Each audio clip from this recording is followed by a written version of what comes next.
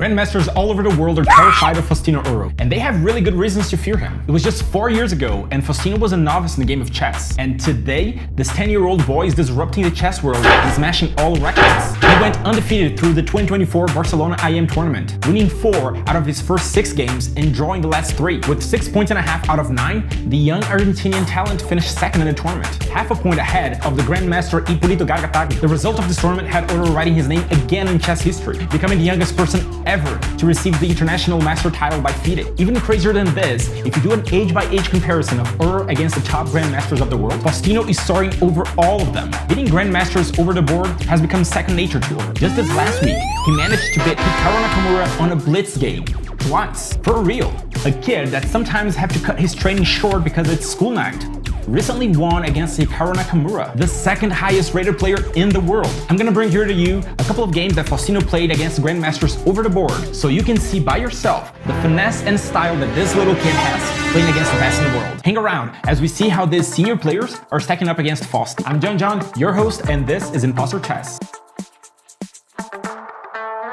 I promise you 2 games, and we're gonna start with the best one. Imagine this. You're a 35-year-old Grandmaster.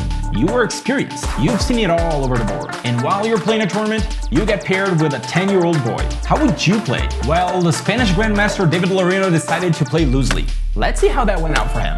Faustino opens up with e4 and he'll face the Scandinavian defense. Now, you won't see the Scandinavian defense very often in the high levels, and that's because after the queen takes back, the knight has a full tempo over it. David Larino here says there's no real threat here and slides his queen to a5, and Faustino now takes full advantage of the extra tempo, expanding the center. Both knights come out, and the next move defines this match. Knight to c6. I consider this move very provocative by Larino. The most common move is for you to push the c-pawn. It would allow the queen to move back to the home square, where it can be cozy and safe. And you'll see now that the whole theme from White's game is to hunt down this queen and take it. To me, this is the Grandmaster saying that he doubts that Faustino will have enough technical knowledge to punish this opening. But we'll see about that. Faustino responds with the best move, and it's bishop to d2. It will start harassing Black's queen right away. We're in move 6, and Larino already has to do some damage control. a6. This is to avoid the bishop to land on the b5 square. Now, this is such a critical move that if you don't do it and instead go for a more natural move like e6 trying to develop, you will get completely lost. White has the brilliant move knight to d5, and just like that, the queen has nowhere to go. It's completely trapped. The only move is to capture the bishop back, but then Faustino can deliver this nasty fork. Notice how important it is to always have an exit strategy for your queen. And Larino gave up on that when he moved his knight to c6. Okay, so Oro can't go to b5, so he develops his bishop to c4, and Larino moves his queen to f5, escaping from any discover attack that Faustino's bishop can take. Castle, and the Spanish Grandmaster will start to realize that Oro really knows what he's doing. So he goes again on damage control with very much needed move b5, attacking the bishop. Believe me, if he decides to postpone this move by just one tiny tempo, Faustino would bring his knight to e2, and now it's too late. You can actually attack with b5 now, but it's harmless. Oro would attack the queen with knight g3, and now notice that the queen has no squares on the 5th rank. The only available square is g6, and now the bishop comes back and the queen is again completely trapped. It's very tricky to play the Scandinavian defense against a very strong player like Oro. Of course, b5 came at the right time, and the bishop slides back, and Black now has to waste one more tempo moving his queen. Faustino continues with knight to e4, and this is so deep. It's actually not a good idea for Larino to take back with his knight because Faustino would take back with the bishop and then target the knight and the rook. That's very hard to defend. And Larino continues not being able to develop his kingside, because if he does, Faustino will jump his bishop to g5. And you would think that that idea is to capture the knight and break the pawn structure, but no, my dear Padawan, that's not the idea. The idea is to block the queen from escaping through the 5th rank. Knight g3, and it's a Scandinavian thing all over again. Black's queen is completely trapped. Now, David Larino is a Grandmaster after all, and he knows all of this. So he slides his queen quickly to d5. The queen has already lost so many tempos, it has been all over the board. White brings his rook to the game, and Black finally starts developing his pieces. Knight to c3 once again, attacks the queen, and discovers an attack on the bishop here. But another move with the queen guards everything. We're in move 12, and Larino still hasn't developed his black bishop, and his king is still in the center of the board. Oro continues with his attack, and this time Black has no other option than trading the knights. The pawn is still attacking this knight, but Larino finds the best move, which is first to trade the bishops and then move his knight to safety. But Oro is on fire. He does the amazing pawn move e6. This is actually an incredible positional move. Black needs to take back with the pawn, wrecking their entire pawn structure, and it also opens a diagonal straight to the king, and Larino still cannot develop his bishop. Fausti has no pity. He continues with knight to e4 and now threatens either c5 or g5. The e6 pawn will fall very soon. Black pushes the pawn to g6. He's already pretty desperate and needs to bring his bishop to the game ASAP. Knight to c5, and now the e6 pawn finally falls. And this knight here has officially become a Pegasus. It is targeting the c7 pawn, and it's also preventing the bishop from developing.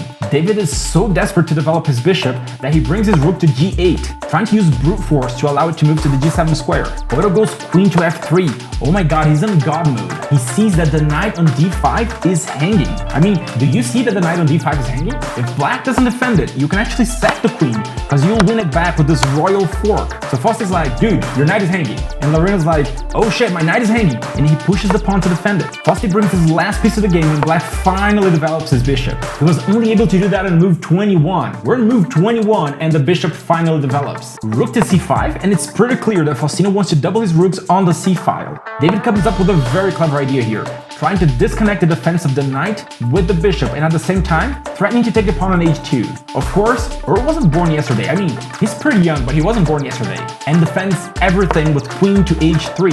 In fact, it's such a good move. Not only defends the pawn and the knight, but also as an attacker on the h7 square. The Grandmaster David Larino is officially on tilt right now and starts running with his king, but now a very nice discovered attack is enough to make him resign the match. It's actually very clever for him to resign, because everything will start falling right away. The c7 pawn, the queen is under attack, Fausti's rook will double on the c-file, and bulldoze just everything. Ouch! If I were in Larino's shoes, I would be crying in fetal position for like a week. The next GM who took his chances against Fausti was Grandmaster Hipolito Gargatagli, also from Spain. This was round 1 from the 2024 Barcelona IM Tournament, the tournament from which Oro got his last norm to achieve the International Master title by FIDE. Hipolito was the highest rated player of the tournament, so let's see how he managed to play against Oro. We start with e4. Oro is usually a d4 player, but this little dude is very flexible. And this kind of shows me that he has some sort of preparation to play against the Grandmaster. And he's gonna face the Nimzo Indian defense. It's quite common for players playing wide to try to avoid the Nimzo, because many times black can actually have very active games and many times even play for wins. Queen to c2 protects the knight and avoids any double pawns in case black goes to capture with the bishop. And we continue. This is all the main line of the Nimzo. Fausti wants to push the e3 pawn, and for this he needs to first take his bishop out of the pawn structure. Black pokes the bishop and then castles, and Fausti continues with his plan and closes his pawn structure. c5, a very aggressive move, already trying to mine Oro's center, and the idea here is to eventually capture on d4 and then bring the rook to the open e-file. Faustino does not allow that and captures back. Black develops and takes their time before recapturing the pawn. But Faustino does a couple of moves with his knight and is basically saying, dude, if you do not capture this pawn right away, I'm gonna push it and I will keep my extra pawn. And the Grandmaster says, okay, cool, I'll capture it back. Hipolito took 23 minutes on his next move. And after thinking a lot, decides to break the bishop pair and create a double attack with the queen, trying to get that extra pawn. Now this is quite hard to defend, but Oro does it with extreme finesse. Queen to d2 is so good. If you take it, you lose your queen with a discovered check. The Grandmaster decides to think for another 20 minutes and finally escapes from the check. Now the d4 pawn is in real danger and needs a defense. Hipolito activates the bishop and Oro goes to f3. This is a very technical move by Oro. Many ideas here. Bishop can come back to defend the d4 square, and it also controls knight jumps. Now the rooks all come to join the game, and the queen pins the knight to Fausti's queen, so Oro brings an extra protection. But now that Fausti's queen is protected, the Spanish Grandmaster has to guard against the knight jump to b5. Now Fausti sees that the e-file is wide open, slides back the bishop to allow his rook to come over. And the Grandmaster's plan is to double on the c-file, while Oro will try to dominate the e-file. Fausti sees that his bishop isn't doing much, so he decides to simplify the position and trades it. And the plans are in motion. Each player wants to double on their own file. This pawn push is Hipolito wanting to kick the knight out so he can finally dominate the file. a3 controls the b4 square, but the rook comes to allow black to push their pawn to brute force. Oro continues with his plan and doubles on the e-file. b4 is here anyways. Oro trades and it looks like the d-pawn is falling. But there's actually a brilliant tactic here that Faustino actually found during the game, and it gives him an extra pawn. This is really cool, so I recommend you pause the video and try to find it by yourself. Okay, so here it goes. Fausti first removes the defender of the d5 pawn, and even though Hipolito recaptures with the other knight adding back a defender, the pawn is up for grabs. Black cannot take back with the knight because it's mate. The queen is guarding the exit route. Going for the pawn instead is just silly, and you end up losing tons of material. I'm telling you, this boy is out of this world. Hipolito finds the best move, which is getting his queen back into defense mode. Fausti trades the knight, but black is forced to take with the pawn to avoid mate again. They trade a couple of rooks, and we now reach this endgame. According to Fishy, this is a tied endgame, even though Faustino has an extra passed pawn.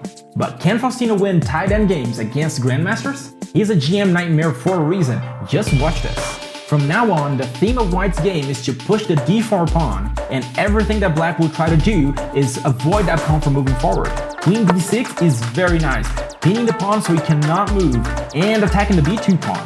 Fausti defends. Now 2 attackers on the center pawn, and another defensive move by Fausti. Queen b3 attacks the rook and still stops the center pawn from moving. Hipolito does not allow Fausti to advance his pawn at all, but Oro finds one more defensive move with the rook. So you know when in boxing your opponent is just like throwing all those jabs and you're just trying to protect yourself, but there's that split second where they need to recollect themselves. This is what's happening right now. Hipolito slides his queen to c4, trying to check the king on the back rank. This is the only tempo that Oro needed, and it's now time for him to start throwing some punches. h4 attacks the king's side and gives room for his king to escape any checks. Black stops that advance with h5, and now Oro uses a check to circle around his own pawn and still keeping an eye on all his pieces. He now has a check line on h6. Hipolito defends that by bringing his king back. Oro moves his king, and his idea is pretty clear. He's gonna bulldoze on the g file. The king move is actually to make room for the rook to join the party. Black's now really tight on time, sees Fausti's plan and bring the rook to the 5th rank. But oh, that is a mistake, it's just too slow. Oro attacks the g file anyways and recaptures with the queen. This is a very refined understanding of what an endgame is. You see, by capturing with the queen, Oro sees that keeping the g file open is better than connecting his pawns. The queen now comes back to open up the file for the rook. Hipolito says that his king is safer here because the e2 square is guarded. Now that the king ran away, Faustino recenters his king. The Grandmaster moves his rook to e5, and it's very tempting to take that rook with a pawn, but remember, you will lose the queen, the pawn is pinned. Hipolito's idea here is he wants to take his rook to the last rank and then go in with his queen. A very nice attack by Oro, trying to deviate the queen so he can pick up the rook. Hipolito keeps the tension, and Oro grabs the c-file. The Grandmaster now picks up the pawn, thinking that if Fausti takes his rook, he'll take Fausti's rook with a check, but Oro ignores it all and checks the king. King d8 pokes the rook, and Oro slides back. And now Hipolito goes here for this harmless check, and after he comes back, Oro strikes with the queen. The Spanish Grandmaster has now only one move left, and he pins himself, but after another check by Oro, he resigns the match. In this position, even the best move is a certain mate for Oro. These are just 2 games out of many. Oro is stacking up wins against Nakamura and even Magnus Carlsen in online games. In fact, Oro has recently become the youngest player ever to achieve the rating of 3,000 in Blitz on chess.com. His rating over the board passed the 2,400 mark recently, and he is now galloping towards the Grandmaster title. I really mean it when I say it's a pleasure to watch this brilliant boy flourish. If you're also part of this Fausti mania, I strongly recommend you check out this video, where we talk a bit more about his amazing mind and how online chess is upbringing young players like him. I'm JonJon, signing off, and I'll see you on the next one. Let's get those bits.